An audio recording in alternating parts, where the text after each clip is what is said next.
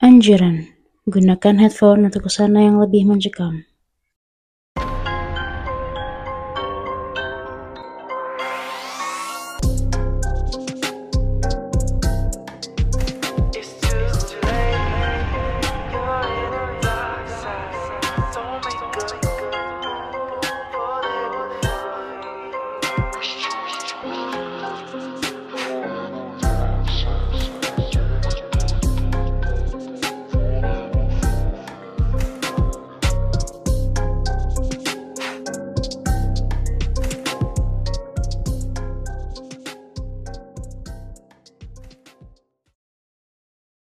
Halo Tigaran, selamat malam, selamat berjumpa kembali bersama kita, khususnya gue, di Tigaran.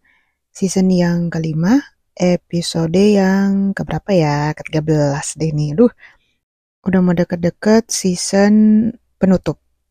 Nah, kalau gitu ini tanpa gue berpanjang lebar lagi ya. Seperti biasa, gue bakal bawain cerita horor, namun kali ini gue bakal bawain 2 cerita lagi yang terpisah, dan pastinya gue akan pasang menjadi 2 part 1, part 2. Oke, kalau gitu mari kita dengerin. Cerita ini terjadi di Korea sekitar tahun 2004 di distrik Mapo di kota Seoul. Kisah ini dimulai dengan seorang ibu muda yang tinggal di sebuah apartemen di Mapo. Suaminya tuh bekerja di kantor dan putrinya tuh masih sangat kecil ya. Oleh karena itu, ia memutuskan untuk menjadi pengasuh penuh waktu untuk anaknya. Biasanya, suaminya pergi bekerja di pagi hari. Suatu hari, setelah menyelesaikan urusan tertentu, ibu tersebut bersama putrinya menunggu di lobi untuk naik lift. Ketika pintu lift terbuka, seorang pria sudah berada di dalamnya. Wanita itu kemudian menekan tombol lantai yang ia tuju. Ia merasa agak tidak nyaman ya dengan kehadiran pria tersebut. Mengapa? Karena pria itu tidak pernah mengangkat kepala dan selalu fokus pada lantai lift. Dia juga mengenakan masker dan membawa sesuatu yang dibungkus dengan kertas koran. Yang lebih aneh, dia mengenakan jas hujan. Padahal cuaca saat itu cerah tanpa hujan sama sekali. Lift terus naik, satu lantai demi satu lantai. Dan wanita itu mulai menyadari sesuatu yang aneh. Tidak ada tombol lantai lain yang ditekan di lift tersebut.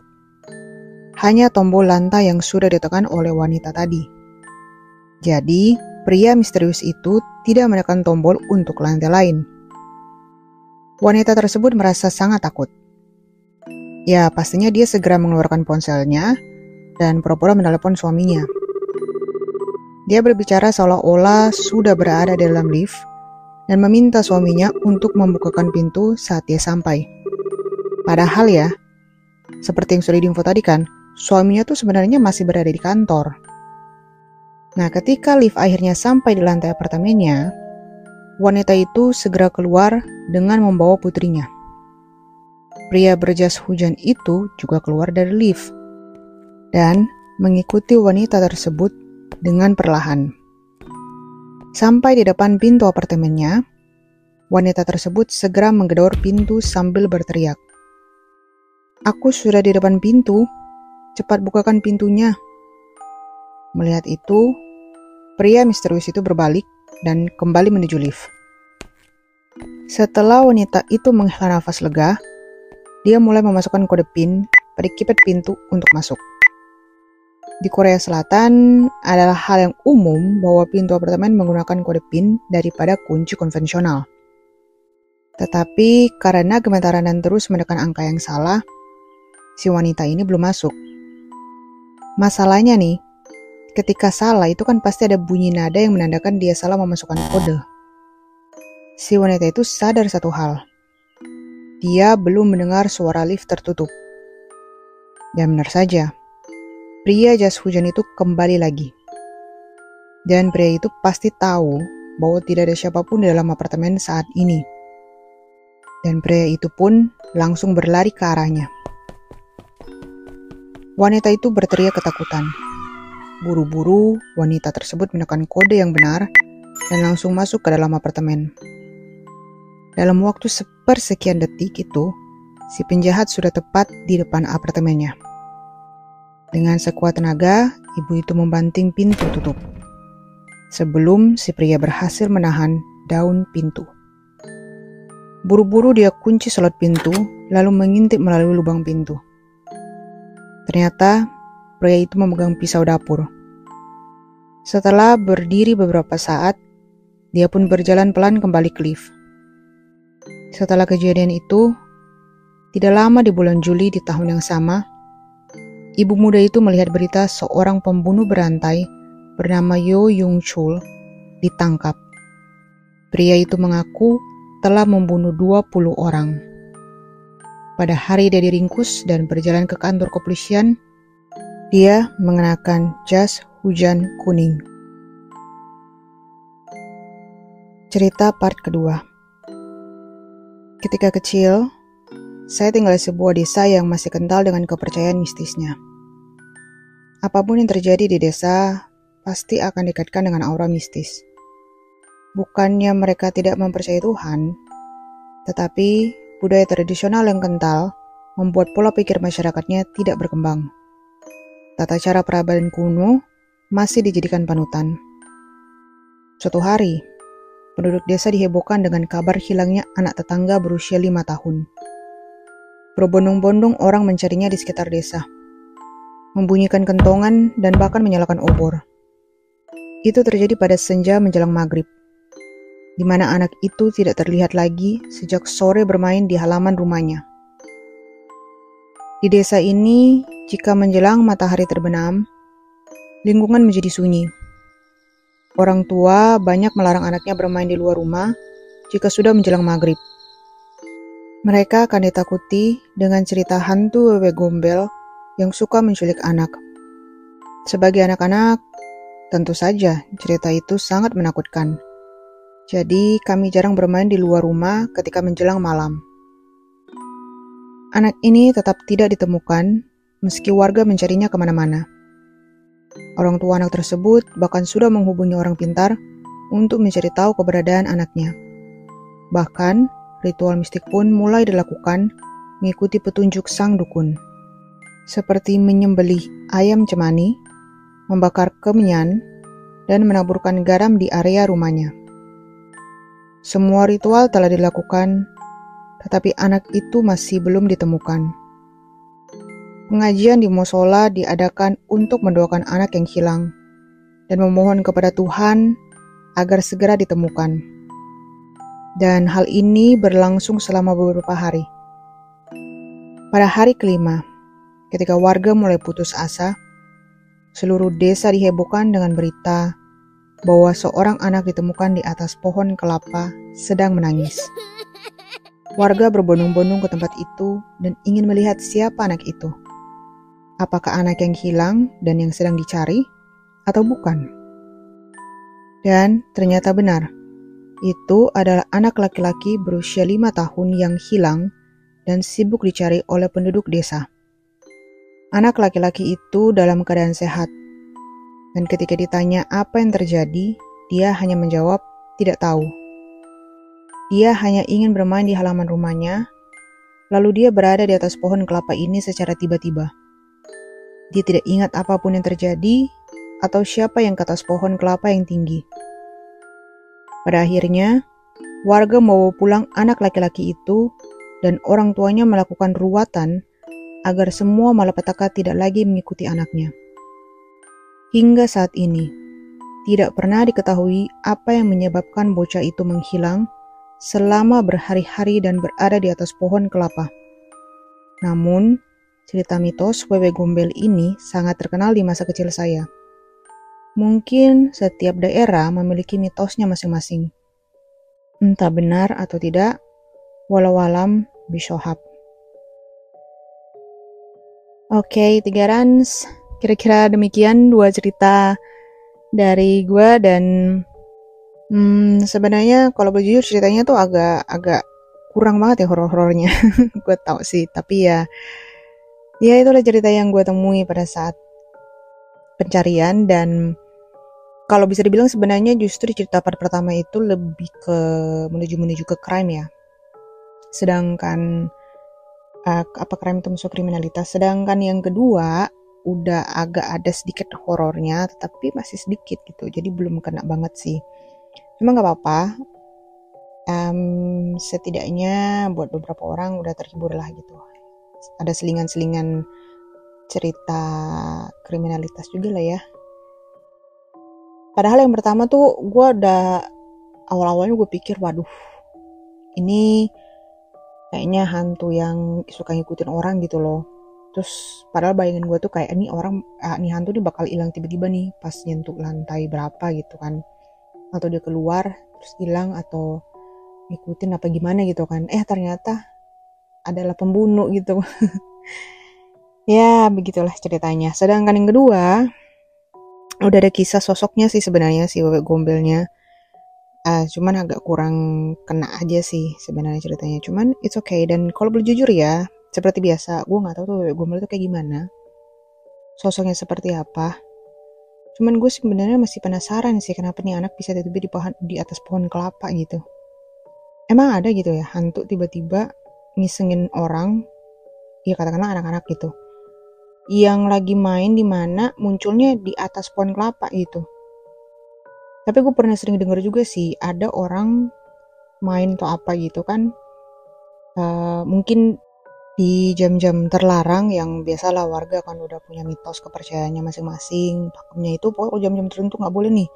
Dan ternyata pada jam tersebut adalah 1-2 orang itu ngelanggar kan. Nah tiba-tiba ini orang kayak berada di entah berantah mana gitu munculnya. Jadi dibawa dulu ke alamnya mereka, tau lah ya, alam goib.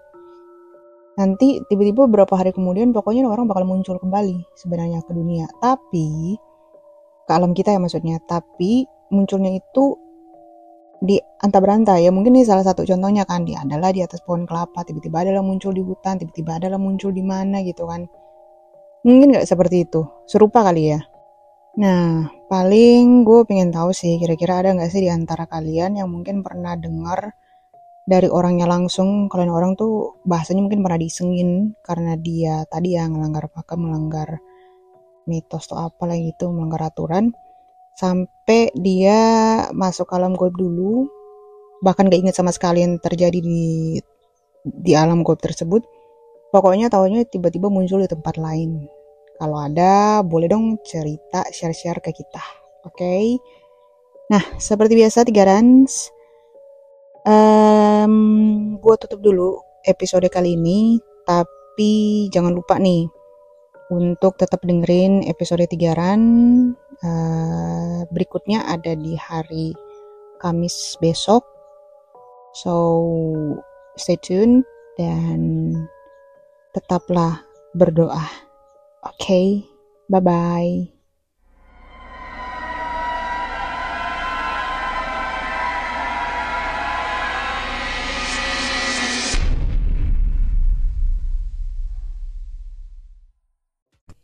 Assalamualaikum warahmatullahi wabarakatuh.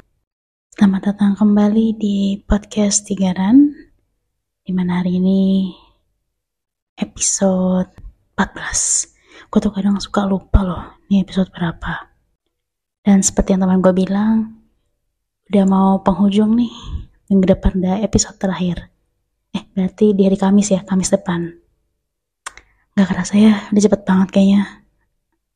Nanti minggu depannya lagi udah masuk season 6 aja. Seperti biasa, gue hari ini mau bacain satu cerita horor ya. Sayang banget gue gak bisa curhat coy. Gue akan bacain satu cerita horor. Langsung aja deh ya, tanpa basa-basi. Kejadian ini saya alami pada hari Kamis tanggal 7 September 2023. Pada saat itu, saya, kakak saya, beserta istri dan kedua anaknya baru saja pindah kontrakan yang berlokasi di suatu kampung yang tempatnya lumayan jauh dari jalan utama. Pada saat itu saya ditelepon dengan kakak saya, sebut saja namanya Puto. Pagi itu saya ditelepon oleh kakak Puto untuk diminta membantunya pindahan dari kontrakan yang lama ke kontrakan yang baru. Saya pun langsung bergegas berangkat untuk membantu Kak Puto. Singkat cerita, kami pun sudah selesai menaikkan barang-barang ke mobil pickup yang sudah kami bawa. Jarak dari kontrakan yang lama ke yang baru kira-kira sekitar 30 menit. Setelah sampai, kami pun buru-buru menurunkan semua barang-barang dari pickup untuk dibawa masuk.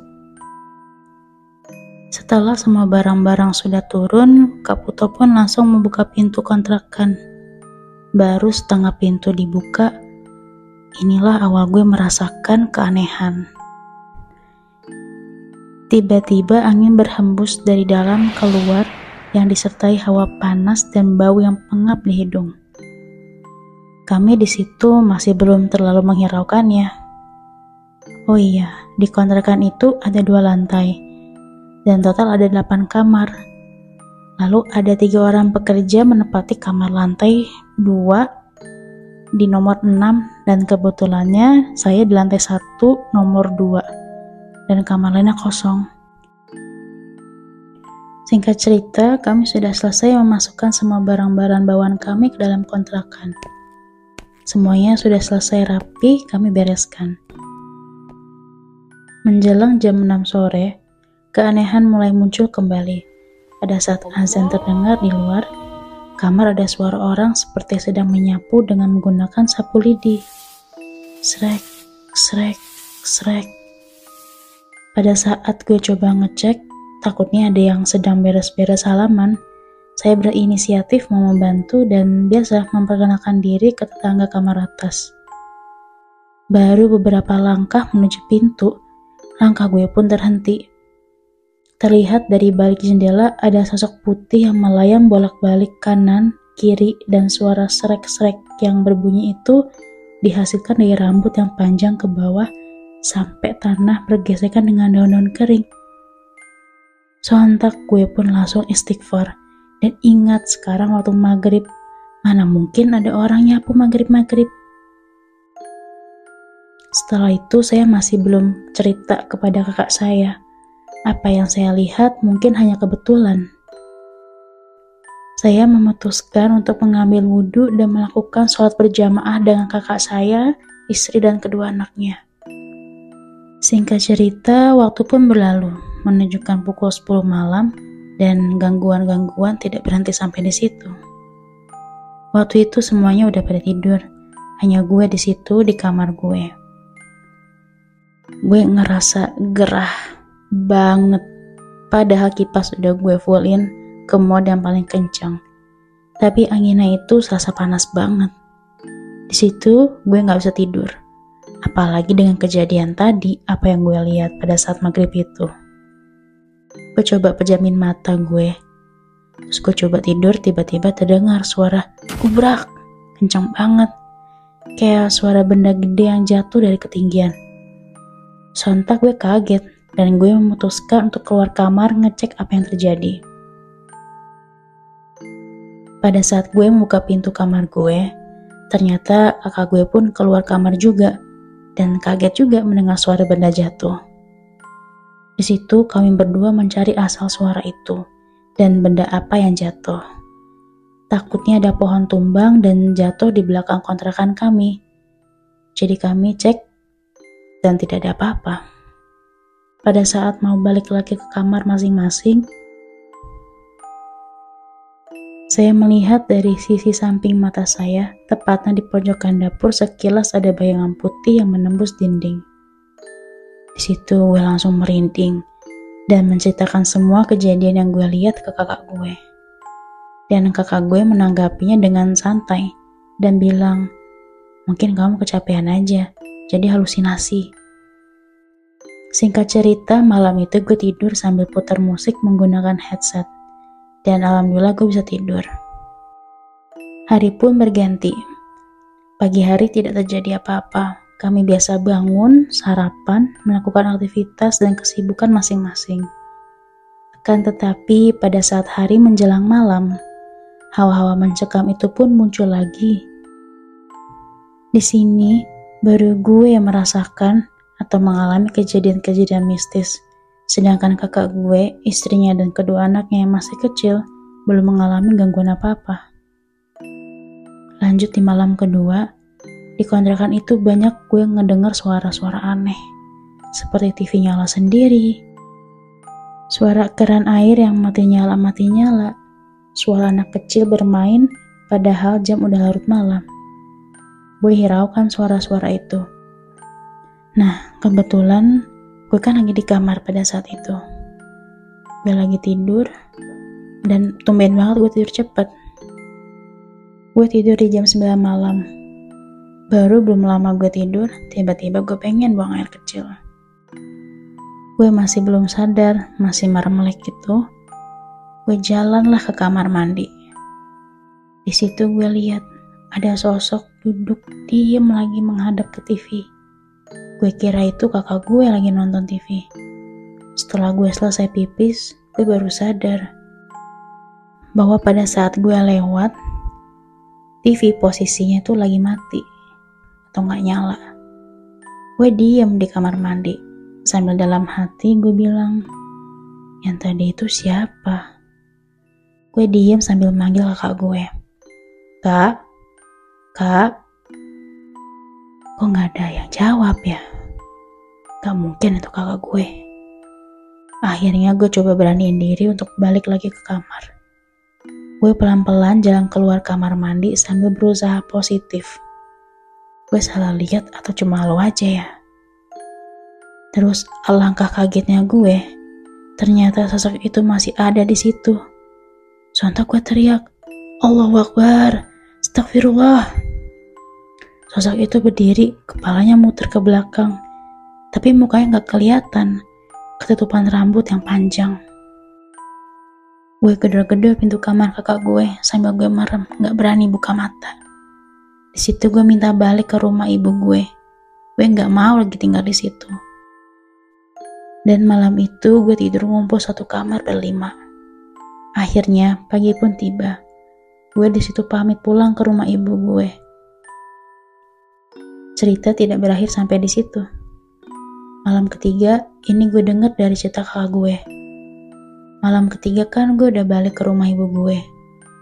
Di malam ketiga ini, kakak gue akhirnya melihat apa yang gue lihat di situ. Pada saat kakak gue sholat, ada yang nepuk pundaknya.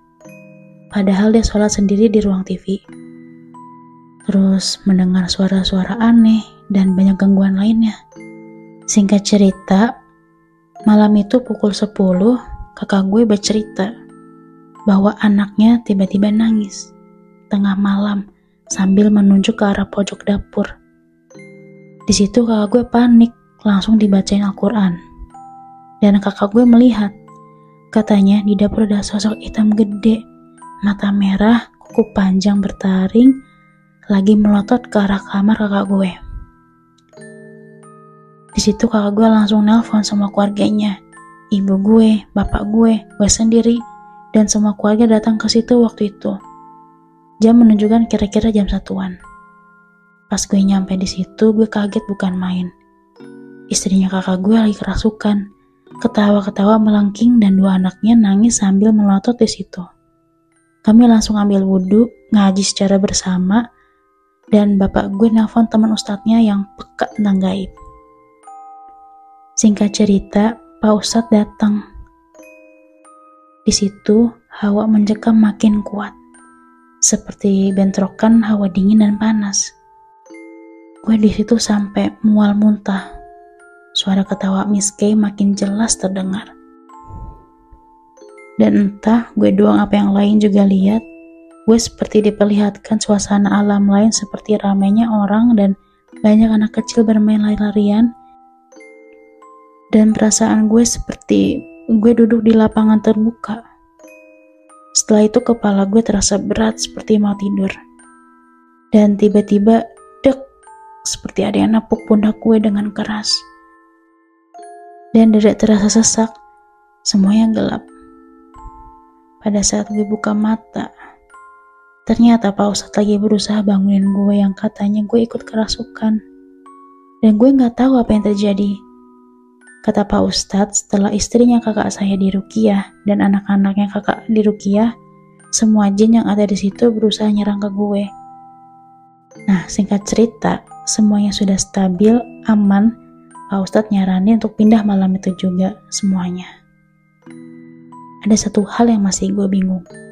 Apakah 3 orang yang menempati kamar atas tidak mendengar semua keributan ini? Dan apakah mereka juga manusia? Wallahu alam. Sumpah ini sampai harus pindah tuh berarti emang parah banget coy. Kayaknya ya mungkin mereka datang tanpa permisi, tanpa bilang salam, izin, atau nyari tahu atau gimana ya. Emang sih ya ini tempat kayak tempat ngontrak kan. Jadi susah juga ya. Gila, ini ngeri banget sih. Butuh 3 hari baru 3 hari 3 malam berarti nih jatuhnya ya. 3 malam dan 2 malam pertama itu yang ngerasain adeknya. Baru malam terakhir tuh yang mungkin menurut gue ya puncak dari puncaknya. Itu kakaknya sama istrinya yang kena. Kasihan banget. Terus juga anak-anaknya ya keikutan kena juga. Kasihan. Masih baby tapi udah dirasukin. Itu emang hantunya emang benar-benar pengen banget mereka keluar kali ya. Berarti 3 orang itu bukan manusia deh kayaknya deh. Atau mungkin nih amit-amit ya, gue bukan bermaksud buruk, bukan bermaksud suuzon, tapi mungkin mereka yang bawa hantu-hantu itu. Enggak canda-canda. Tapi ngeri juga sih, makanya kalau mau pindahan itu emang ada ritualnya nggak sih? Ritual walaupun emang kayak cuman ngekos, lu ngontrak, tapi tetap aja ada ritualnya kan. Sama aja kayak syukuran kan. Tuh nggak perlu syukuran tapi ada bahasanya ya, pembersihan. Gue nggak ngerti deh bahasanya. Di gue kan syukuran ya. Cuman emang harus dibersihin kan, didoain, diazanin. Kalau gue dulu waktu pindah rumah itu diazanin setiap koridor pojok-pojok ruangan tuh diazanin sama keponakan gue waktu itu. Gunanya buat apa gak tahu, cuman mungkin gunanya yaitu untuk bahasanya, bukan mengusir sih kalau bahasa kasarnya kali ya. Jadi biar kita nyaman di rumah kan tanpa adanya gangguan gitu. Ngasih tahu kalau ini gue selanjutnya pemilik rumah selanjutnya gitu maksudnya. Jadi mau gak mau lu harus ya hidup bersinabung sama gue ya. Gitu ya kali ya. Gak terlalu banyak sih, cuman udah jelas yang pastinya gue kepo sama rumahnya itu sekarang gimana, dan masih mempertanyakan 3 orang itu siapa. Kepo gak sih lo? Gue aja kepo. Ya udah. Oh ya, sebelum gue tutup episode hari ini, gue mau ingetin ke teman-teman, jangan lupa podcast kami di share, di like, di comment, share di sosial media kalian. Dan juga kita gak hanya punya podcast, tapi ada di YouTube Tigaran. Kita ada TikTok, Twitter, dan Instagram. Oke? Kalau kalian mau share cerita kalian, boleh banget. Semua link segala macam itu ada di bio kita ya. Jadi buru ya. Oke, sebelumnya terima kasih. Gue pamit dan sampai jumpa di episode selanjutnya. Dadah.